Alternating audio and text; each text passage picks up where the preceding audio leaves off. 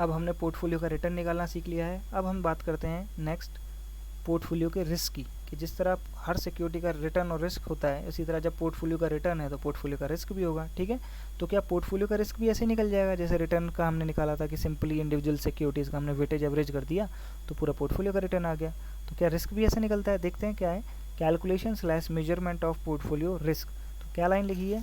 Not simple weightage average of individual securities, कि भाई return के केस में, पोर्टफोलियो रिटर्न के केस में तो आपने वेटेज एवरेज कर लिया था इंडिविजुअल सिक्योरिटीज़ के रिटर्न का, लेकिन रिस्क के लिए आप वेटेज एवरेज इंडिविजुअल सिक्योरिटीज़ के रिस्क का नहीं कर सकते।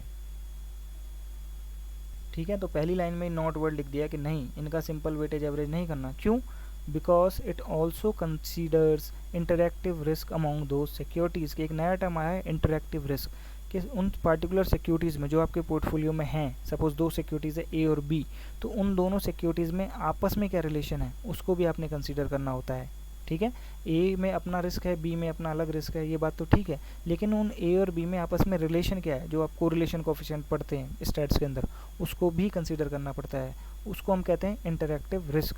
ठीक है, तो इसीलिए सिंपल वेटेज एवरेज नहीं कर सकते, इसका एक अलग फॉर्मूला होगा निकालने का। ठीक है, आगे चलते हैं, कोफिशिएंट ऑफ कोरिलेशन पे आते हैं कि नहीं दो आइटम्स के बीच में क्या रिलेशन है, वो कोफिशिएंट ऑफ कोरिलेशन दिखाता है। तो यहाँ पर दो आइटम क्या होंगी, दो सिक्योरिटीज़ होंगी, सिक्योरिटीज़ ए और बी, और उनका रिटर्न।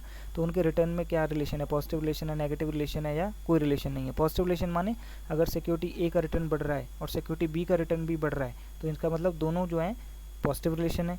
दूसरा नेगेटिव क्या है कि अगर सिक्योरिटी ए का रिटर्न बढ़ रहा है तो अब सिक्योरिटी बी का रिटर्न कम हो रहा है, तो उसको हम कहेंगे नेगेटिव रिलेशन। नो रिलेशन का क्या मतलब है कि सिक्योरिटी ए और बी का रिलेशन जो है इंडिपेंडेंट है, दोनों रिटर्न, आपस में कोई भी कनेक्शन नहीं है। ठीक है, तो कोरिलेशन कोफिशिएंट जो है आर से डोनेट करते हैं, स्मॉल आर से। ठीक है, तो अगर दो एसेट्स हमारी 1 2 हैं तो आर स्मॉल आर 1 2 लिखेंगे कोफिशिएंट ऑफ कोरिलेशन के लिए। ठीक है, दो एसेट्स को हम 1 2 से भी डिनोट कर सकते हैं या ए और बी से भी डिनोट कर सकते हैं, जो ब्रैकेट में लिख रखा है मैंने, आर इज स्मॉल ए और स्मॉल बी। इसका मतलब क्या है, coefficient of correlation between A and B, जो कि दो सिक्योरिटीज़ हैं पोर्टफोलियो मैनेजमेंट के अंदर। ठीक है, अब एक और चीज़ जो आती है वो आती है कोवेरियंस। ठीक है, कोवेरियंस भी आपने बिजनेस स्टैट्स में पढ़ा होगा, कोरिलेशन के साथ साथ ही कोवेरियंस। कोवेरियंस क्या निकलेगा, दो सिक्योरिटीज़ में, दो सिक्योरिटीज़ अगर 1 एंड 2 है, first security is 1, second security is 2, तो उन दोनों के बीच में कोवेरियंस कैसे निकलेगा, कोरिलेशन दोनों के बीच में R12, इसको मल्टीप्लाई कर देना है दोनों की इंडिविजुअल रिस्क से। सिग्मा क्या है, रिस्क स्टैंडर्ड डेविएशन। ठीक है,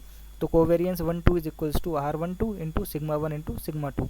ये जब आप कर लेंगे तो आ जाएगा कोवेरियंस, दोनों सिक्योरिटीज़ के बीच में कोवेरियंस क्या है। ठीक है, नेक्स्ट जो मैंने लिखा है वो ये लिखा है कि दो सिक्योरिटीज़ को हम 1 2 से भी रिप्रेजेंट कर सकते हैं, ए बी से भी रिप्रेजेंट कर सकते हैं, और एक्स वाई से भी रिप्रेजेंट कर सकते हैं। ठीक है, अलग अलग बुक में अलग अलग सिंबल्स का इस्तेमाल होता है। तो दो सिक्योरिटीज़ को 1 2 भी लिख सकते हैं कि सिक्योरिटी 1 और सिक्योरिटी 2, दूसरा है सिक्योरिटी ए और सिक्योरिटी बी, और अगला है सिक्योरिटी एक्स और सिक्योरिटी वाई। ये अलग अलग सिंबल्स का इस्तेमाल किया जा सकता है, लेकिन मीनिंग सेम है। ठीक है, अब जैसा कि आपने ऊपर फॉर्मूला देखा कि भाई कोवेरियंस 1 और 2 जो है वो बराबर है किसके, R12 इंटू सिग्मा 1 सिग्मा 2। तो यहाँ से अगर मुझे R12 का वैल्यू निकालना है तो कैसे निकालूंगा, R12 is equals to covariance, और सिग्मा 1 सिग्मा 2 जो है कहाँ चले जाएंगे, डिनोमिनेटर में चले जाएंगे। सिंपल मैथ्स है, कुछ नहीं किया, खाली सफलिंग करा है कुछ आइटम्स का लेफ्ट से राइट या राइट से लेफ्ट की तरफ। ठीक है,